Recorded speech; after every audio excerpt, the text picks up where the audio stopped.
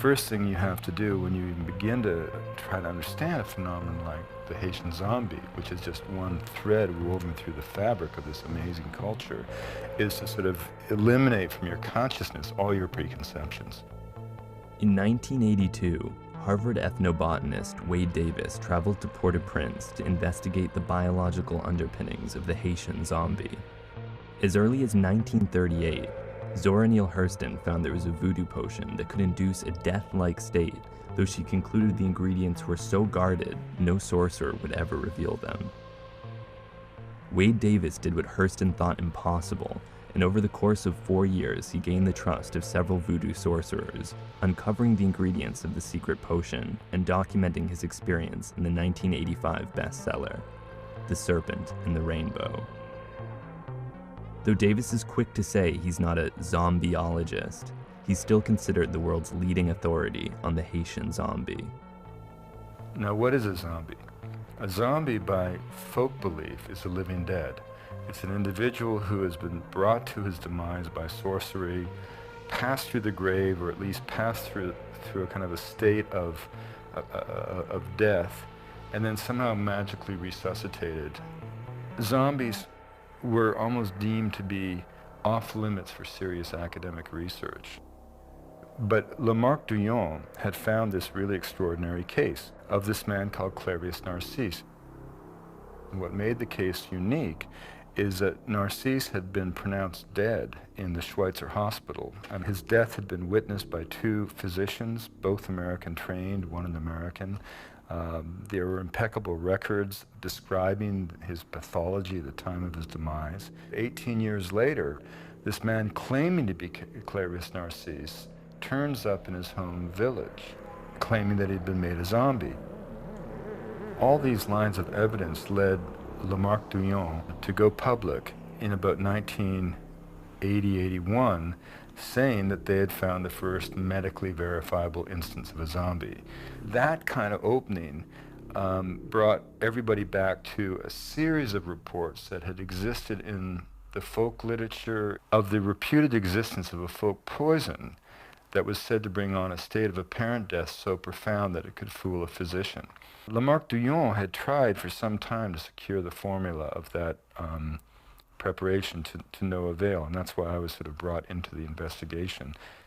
Schultes, my professor, the man who sparked the psychedelic movement, he was very much my mentor. I was working in the Amazon, and one day he summoned me to his 4th floor Erie at the Botanical Museum and asked me if I wanted to sort of go down to Haiti for 2 weeks over spring break and try to find the formula of the drug used to make zombies. Well, naturally, I said, sure. There are lots of plants and lots of animals that are poisonous and that can kill you.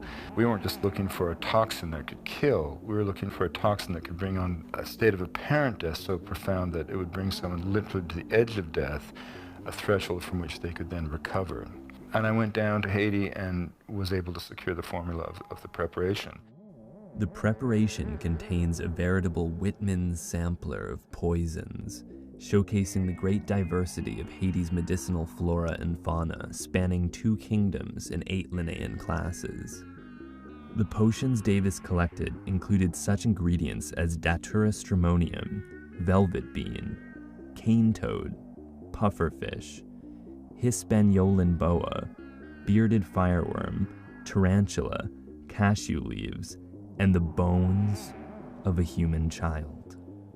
To the sorcerer who mixes the potions, each ingredient serves a distinct purpose, with the human bones playing a role every bit as important as the psychoactive plants. But to Davis, 2 ingredients held the key to understanding the phenomenon of zombification. The pufferfish contains a chemical called tetrodotoxin, or TTX.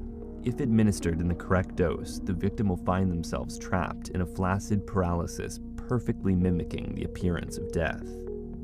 Upon their exhumation, the victim is fed a paste of Datura stramonium, which obliterates their memory, leaving them in a stupefied, obedient delirium.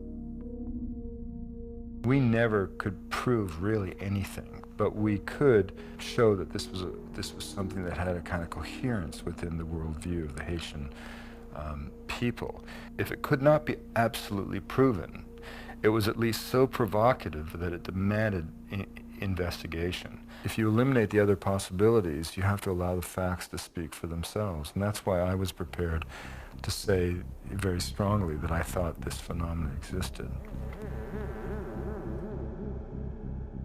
In the years since the publication of Davis's work, there's been little formal investigation of the zombie phenomenon. Though teams of scientists and anthropologists have traveled to Haiti in search of answers, they often failed to find what they're looking for. Some have been fooled in elaborate hoaxes, or found that the zombies could be explained medically with conditions such as schizophrenia, and others have been imprisoned or sent home with nothing at all. In Haiti, the use of this powder is a crime on par with murder, and those who concoct it do so with the knowledge that it will be used to destroy a human life.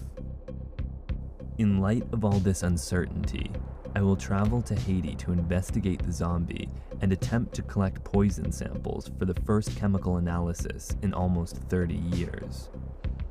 My results could support Davis's theory, or redefine our concept of the Haitian zombie. Or I could have a railroad spike driven through my scrotum.